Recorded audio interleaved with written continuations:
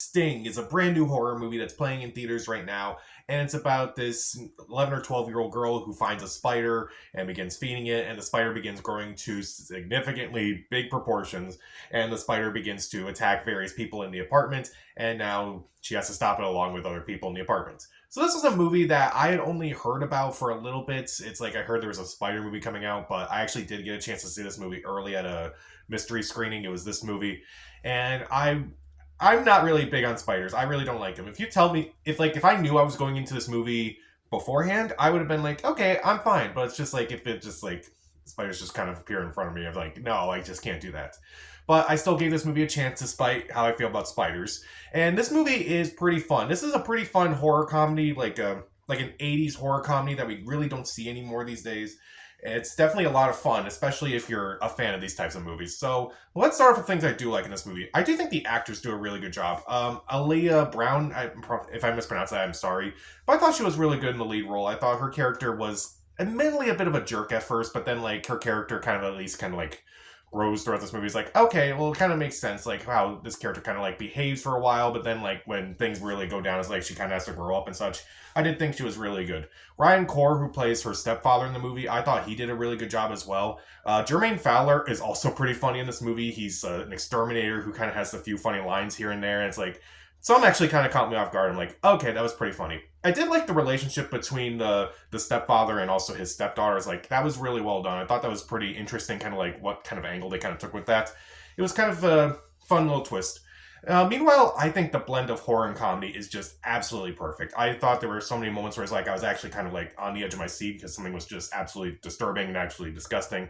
But then the movie would just have me laughing at various scenes. It's like there are kind of times where it's like, again, Jermaine Fowler is really good in this movie. He provides a lot of comedy to this movie. Also, there's like another character in the apartment where it's like everything he says is just so dry, and it's just like at first I kind of didn't like him, but the more I thought of it, I was like, okay, he was pretty funny. Like I kind of liked this character too. It's a pretty fun blend of horror and comedy that you really don't see, kind of like in the vein of something like Arachnophobia.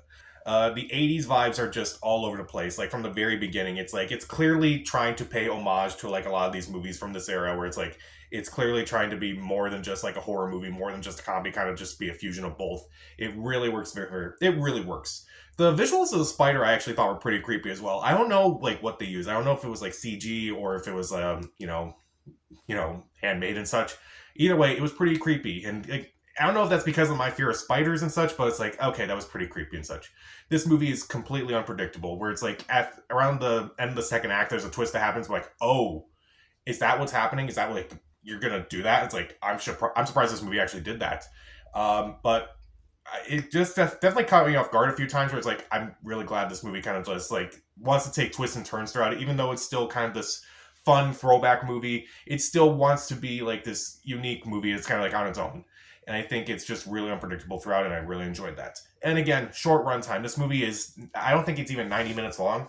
It knows what it is. It's a movie that clearly knows what it wants to be. It doesn't try to overstay its welcome. It doesn't try to be like this, game changer in a way. It just tries to be a fun throwback movie, again, to like those '80s movies and such. But let's talk about the things I don't like in this movie. There are some deaths in this movie that don't really make a lot of sense. Like, there's this one character, she kind of owns the apartments building, and her character is admittedly awful. So, like, when the spider does a few things, it's like, okay, this doesn't you don't feel bad per se, but at the same time, the death itself doesn't really make a whole lot of sense. You'll know it when you see it. Like you kind of just know this character is going to die, but at the same time, it's like it doesn't really make sense why this character would be in this predicament in the first place, and it just doesn't really make sense like how they would die. There are some pretty gruesome deaths in this movie, but this one I'm just like, okay, that one was a little bit dumb in my opinion. And also, I really don't like the ending. I really thought the ending kind of was lackluster. And it's not because it's like, it's a normal ending and such. It's not like it tries to do anything new, but it tries to set things up. And I'm like, I don't like that it tried to do that. I thought it was a nice movie on its own. Well, not nice, but a fun movie on its own.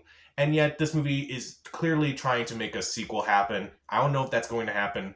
And it just felt like everything that kind of happened for the majority of this movie, it kind of felt like everything was just kind of wasted because they're trying to, make this sequel happen. It felt like there was no definitive ending.